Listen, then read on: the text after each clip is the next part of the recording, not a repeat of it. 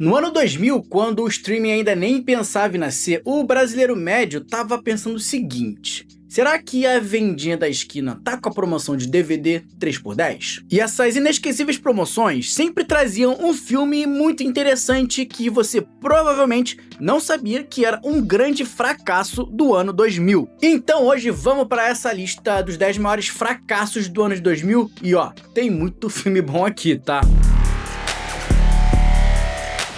Qual é, galera? Tudo bem com vocês aí? Esses dias eu tava reassistindo aquele filme Quase Famosos, sabe? Aquele classicaço com a Kate Hudson. Aí eu pensei, cara, esse filme aqui é muito bom, todo mundo conhece, mas como é que será que ele foi na época que ele foi lançado? E a resposta me surpreendeu, tanto é que ele veio parar nessa lista aqui. Só rapidinho, antes da gente ir para esse top 10, deixa eu esclarecer qual é o critério dessa lista. Não são os filmes que mais deram prejuízo financeiro, tá? Até porque senão eu ia ter que pegar uns filmes aleatórios como o filme Na Idade da Pedra, que é um filme que existe. Para essa lista aqui, eu peguei filmes que eram bons ou que marcaram uma época, mas que não foram bem nas bilheterias. Não são os maiores fracassos financeiros, mas são filmes que se encaixem nessa categoria, beleza? Sem mais delongas, bora! Bom, esse aqui eu já dei spoiler, então vamos passar rápido por ele. Quase Famosos, filme da Kate Hudson que tinha um garoto do ensino médio, uma garota bonita, um bigode de respeito e uma historinha gostosa sobre um cara que consegue um trabalho na revista Rolling Stone. O filme retrata o cenário do rock dos anos 70 e virou um clássico cult que marcou uma geração inteira. Hoje ele tem avaliações bem positivas aí nos portais da internet e chegou até a ser ranqueado entre os 100 melhores filmes do século XXI através de uma votação com vários críticos de cinema promovida pela BBC. O único problema disso tudo é que esse filme foi um tremendo fracasso nas bilheterias. Ele tinha custado 60 milhões de dólares e só arrecadou 47 e ficou aí marcado como um dos maiores fracassos daquele ano. Pelo menos nesse caso aqui o tempo aliviou esse filme e hoje aí todo mundo gosta dele. Mas beleza, já que passou o filme que eu spoilei na introdução, a aventura começa agora. Não, literalmente porque o filme se chama Dungeons & Dragons, a aventura começa agora. Se hoje essa marca voltou a estar em evidência de maneira positiva por conta de Stranger Things e do filme mais recente, Dungeons & Dragons, Honra entre Ladrões, lá no ano de 2000, os caras entregaram um projeto que eles juravam que era um filme, mas parecia mais uma peça de teatro da escola. O filme conta a história do Profion, um mago que está conspirando contra o Império, e para fazer isso ele quer controlar um monte de dragão. Para deter esse palhaço, um grupo de heróis completamente clichê se junta. 2 ladrões atrapalhados, uma maga iniciante, um elfo e um anão. E quem tava nesse filme aqui é um cara que não pode ver um filme de fantasia ruim que ele corre para atuar. Porque além de Eragon, 16 Luas e Assassin's Creed, o nosso queridíssimo Jeremy Irons estava nessa pérola aqui também. Esse troço horroroso custou 45 milhões de dólares, e a bilheteria foi uma coisa que, meu Deus do céu, arrecadou apenas 33 milhões e o filme falhou em tudo que era possível. Parecia jogo de PlayStation 1, a história era sofrível e virou chacota que entrou pra história. Agora, nesse ano, quem também entrou pra história foi o Adam Sandler, mas não do jeito que ele esperava. E cara, o que eu assisti de filme do Adam Sandler lá nos anos 2000 é coisa de maluco, tá? Lá em casa pra mim só passava ele, Cavaleiros do Zodíaco e claro, o Beijo do Vampiro, né, gente? E esse filme aqui não tinha vampiro, mas tinha algo parecido, tinha o próprio demônio. Little Nick, um diabo diferente, era uma comédia dark em que o Satã tem que decidir qual dos seus 3 filhos vai ser o novo dono do inferno. 2 desses filhos vão para Nova York causar o caos. E aí o tal do Nick, que é um diabo gentil, resolve ir pra Terra impedir essa parada toda. Esse filme tem avaliações aí bem ruinzinhas e, sinceramente, eu vejo bem pouca gente falando dele, mesmo quando o assunto é Adam Sandler. E talvez por isso ele tenha sido um fracasso tão grande. O filme tinha custado inacreditáveis 85 milhões de dólares e só levou de volta 58 milhões. Little Nick entrou aí pro hall dos filmes que não fizeram dinheiro, não agradaram o público e não marcaram a memória da galera. 2 palavras aí pro Little Nick, parabéns. Agora, saindo do tema malvadeza, indo pro tema solidariedade, tem um filme que tinha uma galera que era o puro suco do prestígio da virada do milênio. Tinha a Ellen Hunt, recém-vencedora de Oscar, o Kevin Spacey antes dos escândalos dele, mas que naquela época também era recém-vencedor de Oscar, e o garotinho do Sexto Sentido. Mas mesmo assim, esse filme aqui foi pra vala. A Corrente do Bem, filme que a gente vê o garoto Trevor tentando criar um projeto para ajudar a mudar o mundo. A ideia dele é simples, fazer um grande favor a 3 pessoas com a condição de que elas ajudem outras 3, formando assim uma corrente infinita de bondade. Filme bonitinho pra deixar a gente com esperança na humanidade, coisa que a gente não vê mais tanto assim hoje em dia. E nessa época aí, quem viu até gostou, mas o filme, mesmo assim, foi um dos maiores flops de 2000. Ele custou 40 milhões de dólares e arrecadou apenas 55 milhões. E mesmo sendo um filme querido por muita gente, tendo virado um clássico cult, na época que ele lançou, ninguém deu bola pro bicho, coitado. Caso diferente do próximo filme, que a galera até deu bola, mas o resultado não foi muito legal, especialmente considerando que a atriz principal era uma queridinha dos anos 2000. Ó, lá no ano de 2000, uma história que não fazia mal a ninguém, bem água com açúcar, que misturava ali comédia com drama e que tinha a Sandra Bullock no elenco, era a receita de sucesso. Só que nesse caso aqui, nem o carisma da atriz salvou o filme 28 Dias. Na história desse filme, a Sandra Bullock interpreta uma escritora de sucesso de Nova York que ama 3 coisas: festa, festinha e festão. O bagulho é meter o louco. Só que aí um dia ela mete o louco demais, destrói a festa, rouba um carro e ainda bate ele. Daí o juiz fala: olha senhora, ou você vai pra cadeia ou você pode passar por uma reabilitação de 28 dias. E aí começa toda a história de redenção da Gwen, a personagem desse filme. A Columbia Pictures olhou pra isso e pensou: Sandra Bullock fazendo o papel de bêbada engraçada que se recupera e vira uma pessoa melhor? Ixi, isso aqui vai dar dinheiro a dar com pau. Só que essa coisa de pegar um assunto sério como alcoolismo e reabilitação e tratar como uma sitcom não foi muito do agrado da galera não. Muita gente considera um dos trabalhos mais sem graças da atriz, e esse filme aqui, que custou 43 milhões, só conseguiu trazer de volta 62 milhões, ficando marcado aí como um dos maiores fracassos daquele ano. Agora, o próximo filme dessa lista, eu duvido que alguém não goste, mas mesmo assim ele foi mal o suficiente para estar aqui também.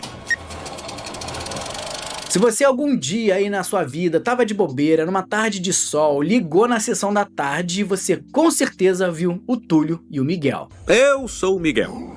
E eu sou Túlio.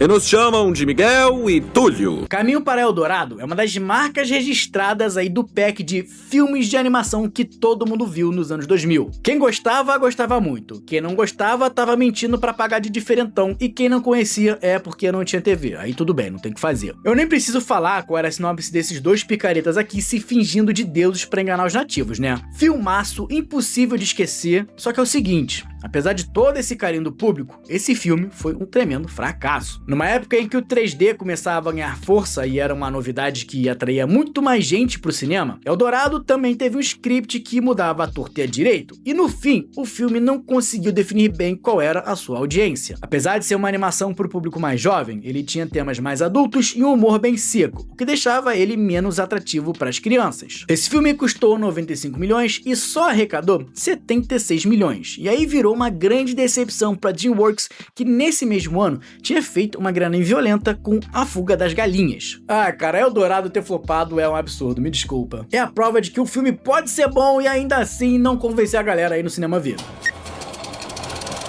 Agora vamos pro Velho Oeste, porque a gente vai falar de um dos maiores fracassos da carreira do Matt Damon, o filme Espírito Selvagem. Esse filme era pra ser um novo grande épico de faroeste que tinha o nosso querido Matt Damon e a Penélope Cruz. A história era sobre 2 cowboys que viajam pro México depois da Segunda Guerra Mundial, mas chegando lá, os caras acabam se envolvendo em um monte de treta, em especial quando um deles se apaixona pela filha de um fazendeiro rico, e daí pra frente, irmão, é só pra trás na vida dos cowboys. A parada é que esse filme aqui sofreu com um corte tremendo na sala de edição. Na realidade, o corte original era de 4 horas de duração, mas aí o estúdio não quis saber de nada disso. Eles queriam um filme comercial de 2 horas, e aí metade desse filme foi pra vala, deixando um monte de coisa sem pé nem cabeça. É óbvio que isso não ajudou em nada, e o filme tem uma avaliação bem ruim nos portais da internet, e o orçamento de 57 milhões se transformou em míseros 18 milhões de dólares. E o mais louco disso tudo é que o Matt Damon Damon considerava o filme original, antes do corte do estúdio, uma das melhores coisas que ele participou. Só que é aquilo, né? O estúdio resolveu interferir, meteu o dedo, acabou com o filme e o ator amargou ali um belíssimo fracasso. E já que a gente tá falando de Matt Damon e fracasso no ano de 2000, vamos pro próximo dessa lista porque é dele também. Esse filme aqui uma galera já me pediu pra eu trazer aqui no canal como um vídeo solo e eu sinceramente não me lembro de ter assistido ele. Essa galera está lutando contra perigosos alienígenas.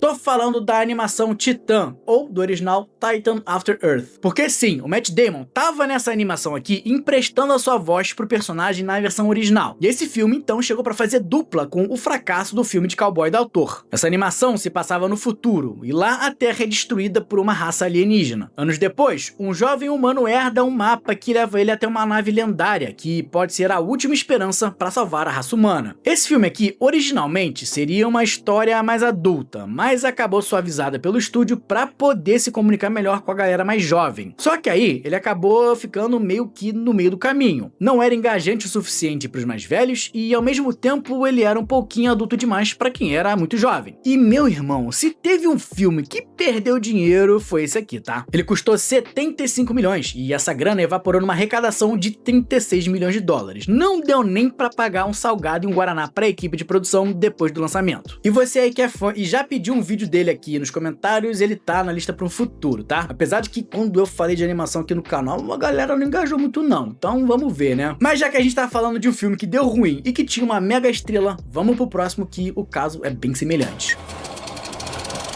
Você aí que gosta do Samuel L. Jackson sabe que ele dificilmente faz alguma coisa que dá muito errado, né? Mas é o seguinte, nesse ano de 2000 ele fez o filme Regras do Jogo. Nessa história a gente vê um advogado defendendo um oficial do exército americano que está sendo julgado por ter mandado os seus soldados atirarem em civis, enquanto aparentemente o governo americano quer deixar esse oficial como bode expiatório dessa história toda. E ó, esse filme aqui tinha uma galera pesada, tá? Tommy Lee Jones, Guy Pearce, Ben Kingsley e o Samuel L. Jackson. Mas nada disso salvou esse desastre de bilheteria. Muita gente metralhou essa narrativa, acusando de ser abertamente xenofóbica e criticou o filme que, ao invés de explorar as áreas mais cinzentas da ética militar, acabou fazendo uma coisa bem superficial que para muita gente era até bem preconceituosa com os povos árabes. E aí a bilheteria ficou bem abaixo do esperado. O filme custou 60 milhões de dólares e só fez 71, então a galera não ficou muito satisfeita lá no estúdio não. E para fechar essa lista, vamos falar de um filme que é bom, mas que no Brasil é muito melhor. Vamos falar de uma das maiores injustiças da bilheteria do ano de 2000, se não for a maior injustiça. Um filme que teve uma produção extremamente turbulenta, que as coisas mudaram a todo momento lá, e mesmo assim acabou saindo um filmaço, especialmente aqui no Brasil. Galera, saca só essa peça rara. Essa aí é a Isma, a conselheira do imperador.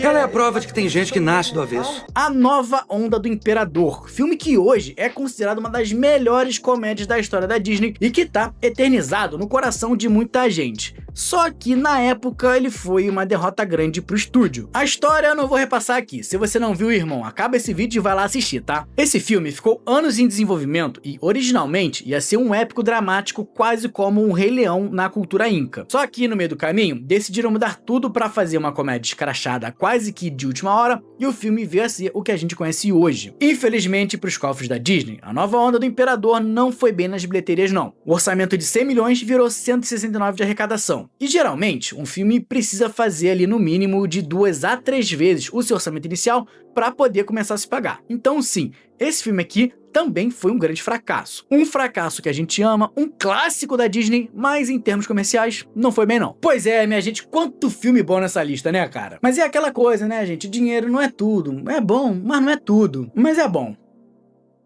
Bom pra caralho. Antes de você ir, deixa o like aí, aproveita e se inscreve, já é? Valeu, gente. Muito obrigado por me receber na sua casa. Um abraço e até a próxima.